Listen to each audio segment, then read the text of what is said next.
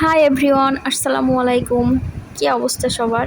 আশা করছি সবাই ভালো আছেন, সুস্থ আছেন। আজকে আমি যে ভিডিওটা শেয়ার করছি, এই ভিডিওটা 2 থেকে 3 দিন আগের। তো 2 থেকে 3 দিন আগে প্রচুর বৃষ্টি হচ্ছিল। ওই দিনে সারাদিনই বৃষ্টি, এই যে দেখতেই পারছেন প্রচুর বৃষ্টি হচ্ছে।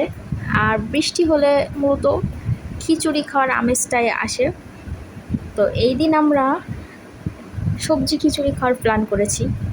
বাসায় দেখছিলাম টুকটাক সবজি ছিল, বেগুন, টমেটো, আলু, মিষ্টি কুমড়ো, মসুর ডাল দিয়ে পুঁই শাক পাতা আছে, সব মিলিয়ে খিচুড়িটা খুব মজা করে রান্না করেছিলাম।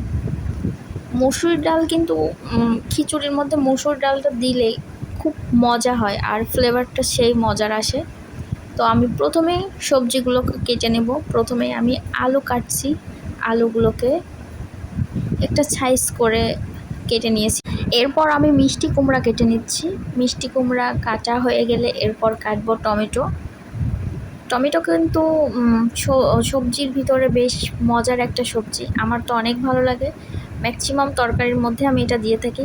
আর তারপর আমি ডাল আর চালটাকে খুব সুন্দরভাবে ধুয়ে নিচ্ছি। এই তো ডাল চাল ধোয়া হয়ে গেছে। এবার কাঁচা মরিচ, পেঁয়াজ, রসুন সবগুলো দিয়ে নিয়েছি। আর যে সবজিগুলো কেটেছিলাম সেই সবজিগুলো সুন্দর মতো দিয়ে নিয়েছি। এরপর আমি এর মধ্যে লবণ অ্যাড করেছি, তারপরে করছি হলুদের গুঁড়া, তারপর এর মধ্যে জিরা দিয়ে দিব, আর দিয়েছি এলাচ ফল আর তেজপাতা, আর সবশেষে দিয়ে নিয়েছি তেল। তেলটা দিয়ে এটা হাতে সুন্দরভাবে মাখিয়ে নেব।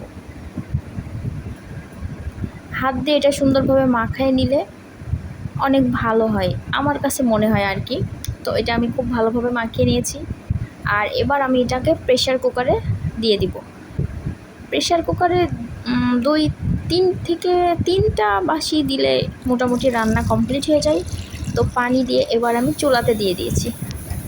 আর এর মধ্যে আমার রান্না কমপ্লিট, দেখতে পাচ্ছেন মাশাল্লাহ অনেক সুন্দর হয়েছিল রান্নাটা। আমরা কিন্তু এটা অনেক তৃপ্তি করে খেয়েছি, অনেক মজা লেগেছে।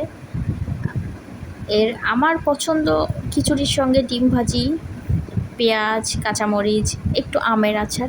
তো আমি এগুলোই দিয়ে নিয়েছিলাম। আজকের ভিডিওটা এই পর্যন্তই। আল্লাহ হাফেজ।